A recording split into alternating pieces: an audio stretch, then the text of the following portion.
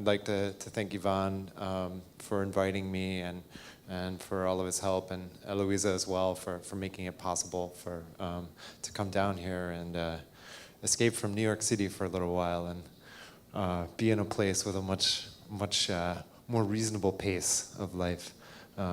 Really enjoying being down here. So I want to talk to you today about new ways of interacting with technology, and a project and sort of a theme that I've been working on for a long time, which is how can we get our interactions with technology off of the screen, off of our smartphones, our iPads, our keyboard and mouse, and bring them into the physical world, bring them into the world, the everyday world that we inhabit, so that, our interactions with them can be more fun, more effective at whatever it is that we're trying to do, and also more social. So my first experience with interact with some sort of idea about how to use a computer besides a keyboard and mouse. Actually, if we could get these lights off also, I think that would be great. Thank you. My first experience with this, some sort of idea about how we could interact with a computer besides a keyboard and mouse was in a lab at my university where we studied virtual reality. So the vision of the future of how everyone would go around interacting with computers looked something like this. And on the one hand, this is this very exciting new technology. But on the other hand, it really served to separate people from each other, because when you're wearing this, you can't really see what's going on around you in the everyday world. And another thing about this that's really interesting is that when people are wearing these screens for too long, they start to get sick. And the reason they get sick is because their bodies are giving them conflicting signals about the world around them. So for example, if you move your head and then the image that you see takes a little bit longer to move, then you start to get really sick. Or if your eyes are telling you that you should be feeling something with your hands, but actually you don't feel anything with your hands because you're just looking at an image, then you start to get sick. So I started to be really excited about, what are some ways that we can interact with computers that instead of ignoring the sense of touch, try to take advantage of the sense of touch and apply that skill to using a computer. Because we're all born with, the ability to touch things and interact. It's really the first way that we learn about the world is by grabbing things around us and putting them in our mouths. And so, trying to take advantage of that sense of touch. And so one of the first projects that I did in this realm is called the Audio Pad, which is a system for DJs to perform electronic music. This picture is a little bit dark. I'm not sure if you can see, but this is a bunch of DJs doing a performance at a bar in Boston, Massachusetts, in the United States. But if you looked at the picture, it might look like they're checking their email or something. It's not really. The music sounds great, but it wasn't something that was very exciting to watch. And a friend of mine, Ben Recht, was one of the musicians, and we started talking about how we could make this kind of experience better. And what we came up with is something called the Audio Pad. So the idea here is that this table tracks the positions of these objects, and each object represents a different part of the music or a different function. And what happens is you can move those objects around in order to control the music.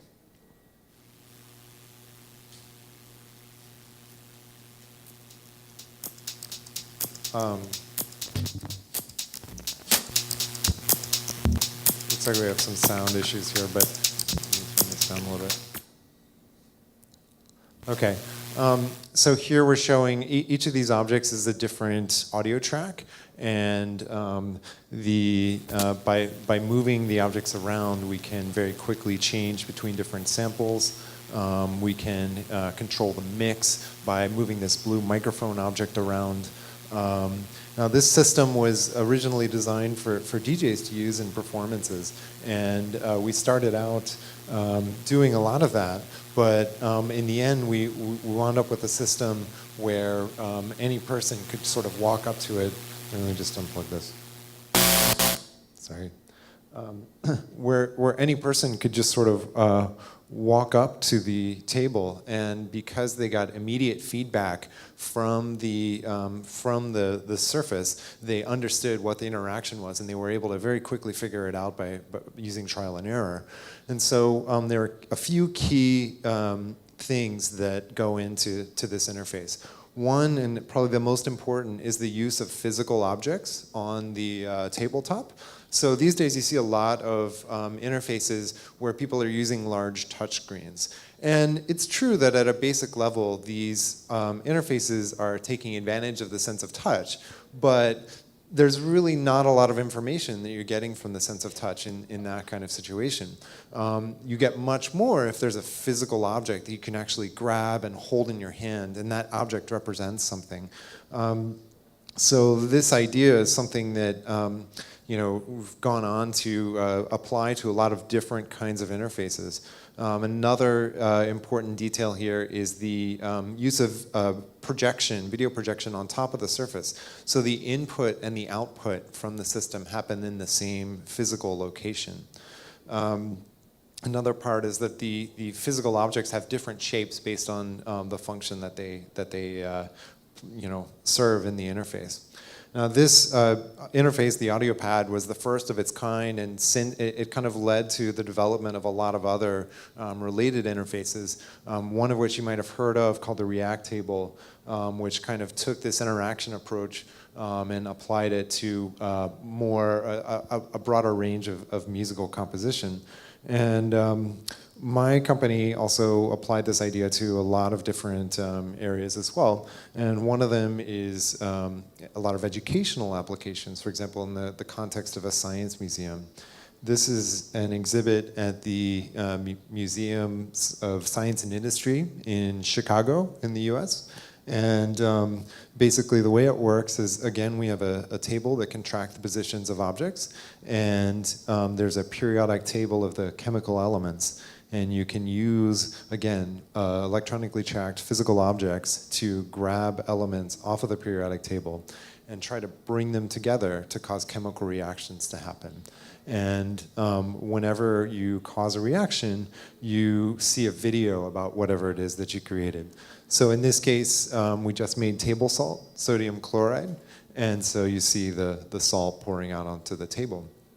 And again, the fact that there are physical objects on the table make it so that when someone walks up to the interface, it's very clear to them what they need to do. They need to grab those objects and do something with them. And so people start grabbing them and moving them around, and then they figure out what to do. And it engages a lot of social practices that are not so easy with a traditional, say, a touchscreen or a keyboard and mouse, because people can share. For example, a whole family can stand around this, and one person can say, oh, we need some more oxygen, for example. And then another member of the family can go and get the oxygen and carry it with this physical puck over to the person that needs it. And so it's an interface that works well in the context of social interaction as well.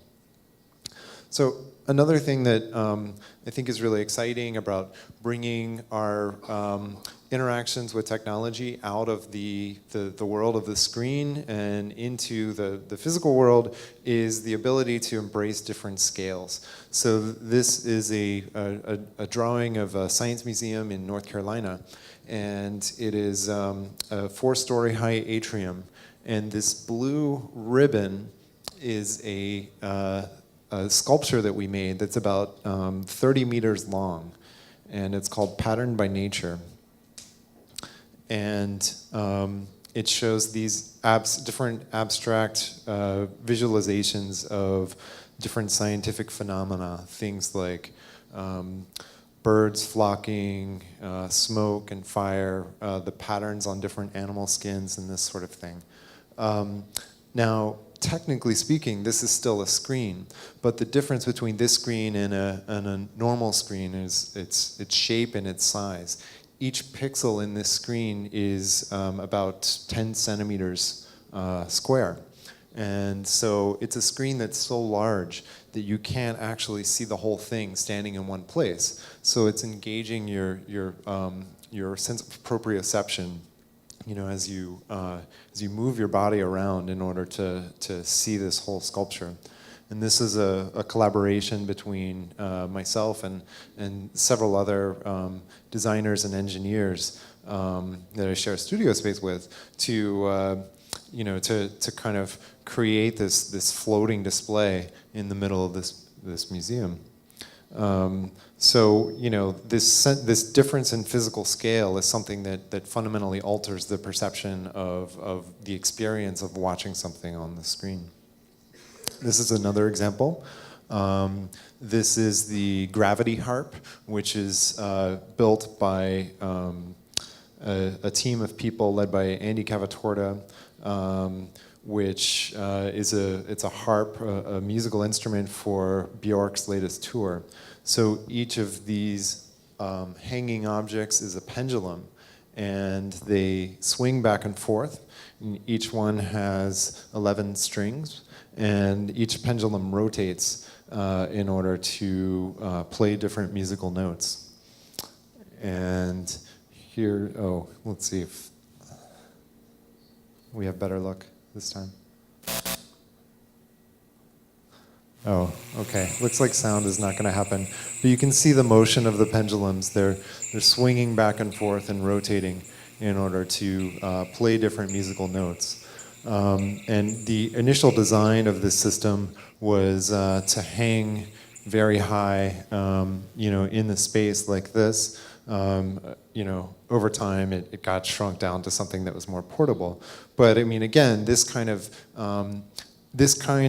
kinetic experience is something that you really can't have on a screen in the sense of achieving its full visual effect.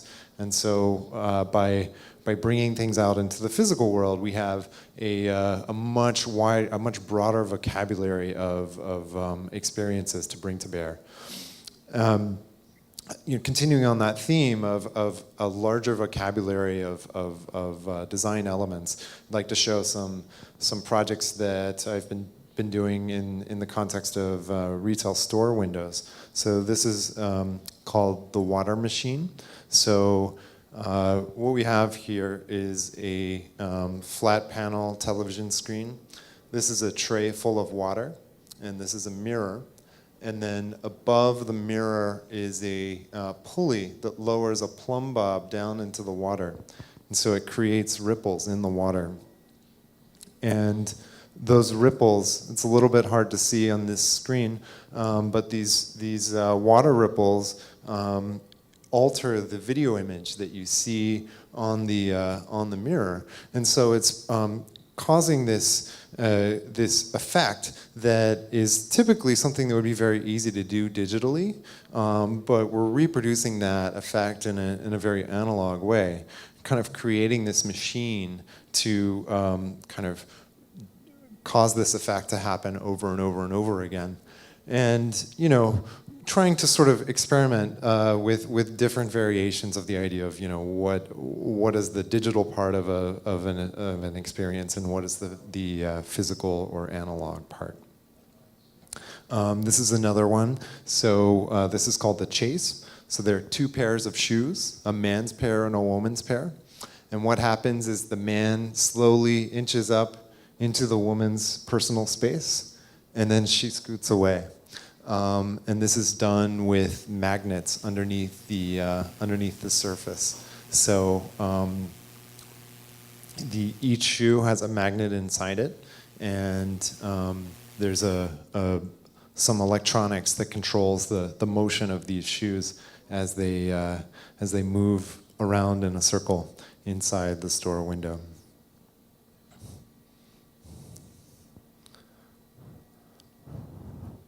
And another example here is using a physical magnifying glass to this magnifying glass is suspended by a chain, and it moves in front of different televisions in order to manipulate the images on the screens.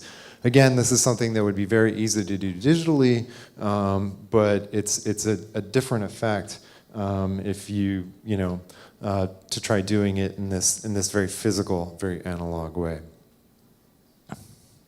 In this one, we have a large speaker, and then a sheet of mylar, just a reflective piece of plastic, and then a very bright light.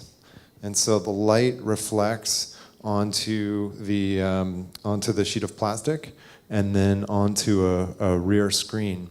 Now, as the speaker plays sound, this sheet moves, and so you get a shimmering effect. Whoa. Okay, that sounds much better now.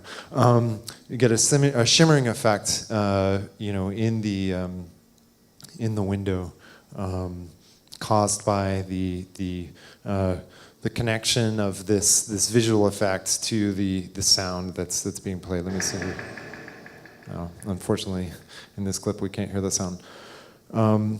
So again, this idea of trying to take advantage of parts of you know, display techniques and interaction techniques that are very particular, very specific to the physical world, things that you really can't do on a screen. You know, whether it's the property of a particular display or taking advantage of the idea of physical objects. And just to show kind of the most recent work on this idea, this is a project, actually the first version of this was done a little while ago, but this is a project, again, using tracked objects on the table, but here the computer is able to move the objects as well. So what the computer is doing here is trying to form an equilateral triangle. And so the person using it can reach in and grab the objects and move them however they want, and then the computer will respond. And this has a lot of different kinds of applications. In this case, it's a system for trying to figure out the best place to put cellular telephone towers in a city in order to get the best coverage. And it's a very direct collaboration because the user can manipulate, kind of reach into a simulation that's running and manipulate the computer solution. And one of the things that this two-way physical interaction allows is the ability to use physical constraints in order to communicate with the computer. So for example, say the computer wants to move a particular object in one direction, but you as the user don't want it to. You can just put a heavy weight on top of it, or hold it in place, or put a ring around it to confine it to a particular region of space. And the whole idea here is to try to take advantage of our understanding of how the physical world around us works. So this is kind of the craziest example, which is if you make a particular part of the screen slippery, then it's easier for the computer to move things in that space. So, I mean, these are things that, you know, you don't need to have a advanced knowledge of how to use a computer to do this. It's more about an understanding of the way the physical world works and to try to take advantage of that in the context of the interaction. Now, with this first version, the way we moved these objects around is by using about 500 different electromagnets. And so you can see the electromagnets here. And the problem with this is that these magnets are very expensive and very hard to assemble. They take a lot of electricity, and even after all of that work, the space in which these objects can move around is still very small.